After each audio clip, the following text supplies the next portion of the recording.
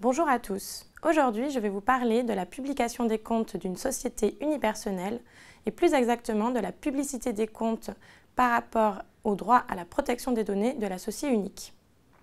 Pour cela, je vais prendre appui sur une décision récente de la Cour de cassation, mais j'aimerais avant toute chose vous rappeler certains principes.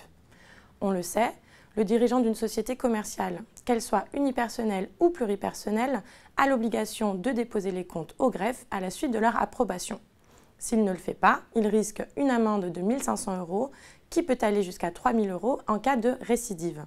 Et le président du tribunal de commerce peut également adresser au dirigeant une injonction de déposer les comptes dans les plus brefs délais sous astreinte. Venons-en maintenant à notre affaire. Le dirigeant d'une SASU, donc d'une société par action simplifiée unipersonnelle, refuse depuis plusieurs années de déposer et de publier les comptes. Il se fait reprendre par le président du tribunal de commerce qui l'enjoint de déposer les comptes dans le délai d'1 mois, sous astreinte de 100 € par jour de retard. Le dirigeant ne s'exécute pas et le juge le condamne, avec la SASU, à régler la somme de 3 000 € au trésor public au titre de l'astreinte. Le dirigeant refuse de payer et se pourvoit en cassation. Et c'est lorsque l'on se penche sur les arguments que soulève le dirigeant devant la Cour de cassation que cette affaire devient intéressante. Le dirigeant souligne que l'obligation de déposer les comptes a pour conséquence de révéler sans son consentement des informations sur son patrimoine, étant donné qu'il est le seul associé de la société. D'après lui, la situation patrimoniale d'une personne physique est une donnée à caractère personnel protégée. L'injonction du juge porterait donc atteinte à ces données personnelles. Que répond la Cour? La Cour admet que les données qui portent sur le patrimoine d'une personne physique relèvent bien de sa vie privée.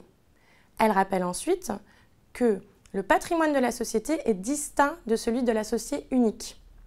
Le patrimoine de l'associé unique n'est donc pas révélé dans sa totalité à travers la publication des comptes.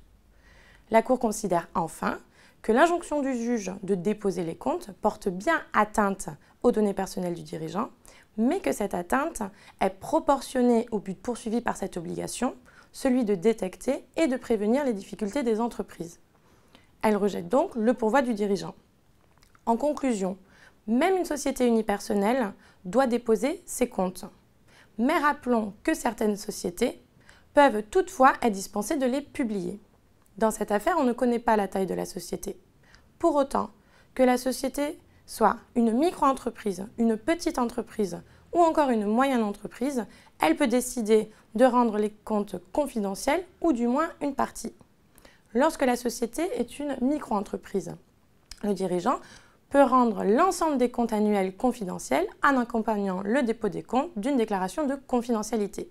Même chose pour la petite entreprise, à la seule différence que ce n'est pas la totalité des comptes qui sera rendue confidentielle, mais le compte de résultat seulement. Et même lorsque la société fait partie des moyennes entreprises, le dirigeant aura tout de même la possibilité de ne publier qu'une version simplifiée du bilan et de l'annexe. Là aussi, il devra simplement accompagner le dépôt des comptes d'une déclaration de publication simplifiée. En résumé, le dépôt des comptes est dans tous les cas obligatoire, même s'il a pour effet de révéler en partie les données personnelles de l'associé unique. Si celui-ci souhaite se préserver des tiers, il pourra, le cas échéant, accompagner le dépôt des comptes d'une déclaration de confidentialité. J'espère que j'ai été claire et je vous propose pour finir de vérifier vos connaissances sur ce sujet dans un quiz qui sera accessible dans le commentaire de cette vidéo.